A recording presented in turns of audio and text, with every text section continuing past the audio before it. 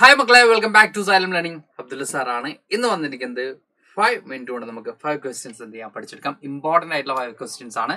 ഹിസ്റ്ററിയിൽ നിന്നാണ് ഈ 5 ക്വസ്റ്റ്യൻസ് വരുന്നത്. ഈ 5 ക്വസ്റ്റ്യൻസും ഹിസ്റ്ററിയിൽ നിന്നാണെന്ന് പറയുമ്പോൾ ഒറ്റ ചാപ്റ്റർ എന്നല്ല, ഡിഫറെന്റ് ആയിട്ടുള്ള ചാപ്റ്റേഴ്സ് ആണ് നമുക്ക് ക്വസ്റ്റ്യൻസ് വന്നിട്ടുള്ളത്. ഓക്കെ, അപ്പോൾ മോസ്റ്റ് ഇമ്പോർട്ടന്റ് ആയിട്ടുള്ള 5 ക്വസ്റ്റ്യൻസ് ആണ്. നമുക്ക് എന്ത് ചെയ്യാം, 5-6 മിനിറ്റ് കൊണ്ട് പഠിച്ചെടുക്കാം.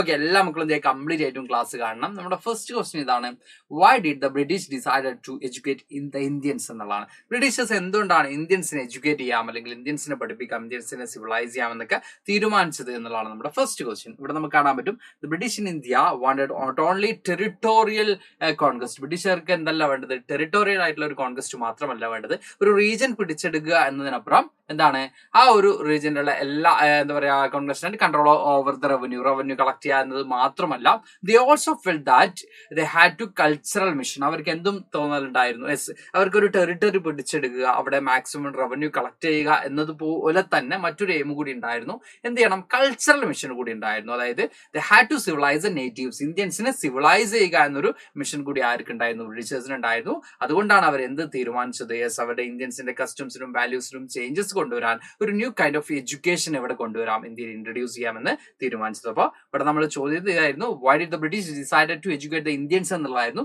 അപ്പോൾ കൾച്ചറൽ ചേഞ്ചസ് കൊണ്ടുവരാനും ഇന്ത്യൻസിന്റെ എന്താ പറയാ വാല്യൂസിലും കസ്റ്റംസിലൊക്കെ ചേഞ്ചസ് കൊണ്ടുവരാനും വേണ്ടിയാണ് ഇന്ത്യൻസിനെ എഡ്യൂക്കേറ്റ് ചെയ്യാൻ ആര് തീരുമാനിച്ചത്, ബ്രിട്ടീഷേഴ്സ് തീരുമാനിച്ചത്. ഇന്ത്യൻസിനെ സിവിലൈസ് ചെയ്യുക എന്നുള്ളതായിരുന്നു അവരുടെ എയിം. ഓക്കെ, നെക്സ്റ്റ് ക്വസ്റ്റ്യൻ ഇതാണ്: why did Mahatma Gandhi decide to break the salt law എന്നുള്ളതായിരുന്നു. സാൾട്ട് ലോ, ബ്രിട്ടീഷേഴ്സ് ഇംപ്ലിമെന്റ് ചെയ്തിട്ടുള്ള സാൾട്ട് ലോ ബ്രേക്ക് ചെയ്യാൻ ഗാന്ധിജി തീരുമാനിച്ചത് എന്തുകൊണ്ടാണ് എന്നുള്ളതാണ് നമ്മുടെ ക്വസ്റ്റ്യൻ. ഇവിടെ നമുക്ക് കൃത്യമായിട്ടും കാണാൻ പറ്റും, ലൈക്ക് എന്താ പറയാ, സിവിൽ ഡിസോബിഡിയൻ മൂവ്മെന്റിന്റെ ഭാഗമായിട്ട് ഏറ്റവും മുമ്പോട്ട് വന്നിട്ടുള്ള അല്ലെങ്കിൽ ഏറ്റവും സ്ട്രെസ് ചെയ്തിട്ടുള്ള ഒരു പോയിന്റ് ആയിരുന്നു to lift the salt tax എന്നുള്ളത്. അപ്പോൾ സാൾട്ട് ലോ ബ്രേക്ക് ചെയ്തുകൊണ്ടാണ് ഉപ്പ് സത്യാഗ്രഹം അല്ലെങ്കിൽ സാൾട്ട് സത്യാഗ്രഹം ആര് സ്റ്റാർട്ട് ചെയ്യുന്നത്, ഗാന്ധി സ്റ്റാർട്ട് ചെയ്യുന്നത്. എന്തുകൊണ്ടാണെന്ന് ചോദിച്ചാൽ ഇത്രയേ ഉള്ളൂ നമുക്ക് കാണാൻ വരുന്നത്: monopoly of the on the manufacture of the salt, sale of salt എന്നുള്ളതാണ്. അതായത് സാൾട്ടിന്റെ സെയിൽ ബ്രിട്ടീഷ് മോണോപ്പൊളി ഉണ്ടായിരുന്നു.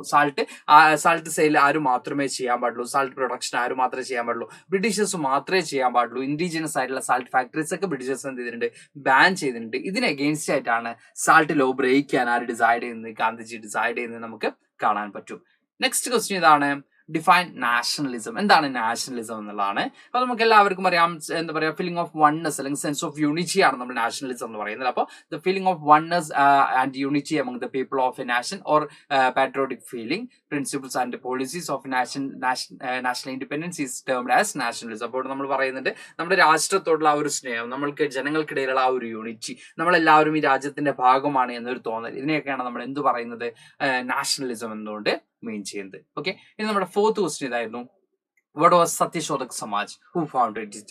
എന്താണ് സത്യശോധക് സമാജ് എന്ന് ചോദിക്കുകയാണെങ്കിൽ നമുക്ക് കാണാൻ പറ്റും, കാസ്റ്റ് ഇക്വാലിറ്റിയെ പ്രൊമോട്ട് ചെയ്യാൻ, കാസ്റ്റ് ഇൻഇക്വാലിറ്റീസിനെ ഒപ്പോസ് ചെയ്തുകൊണ്ട് കാസ്റ്റ് ഇക്വാലിറ്റിയെ പ്രൊപ്പഗേറ്റ് ചെയ്യാനും പ്രൊമോട്ട് ചെയ്യാനും വേണ്ടി ഫോം ചെയ്തിട്ടുള്ള ഒരു അസോസിയേഷൻ ആണ് സത്യശോധക് സമാജ് എന്ന് നമുക്ക് കാണാൻ പറ്റും.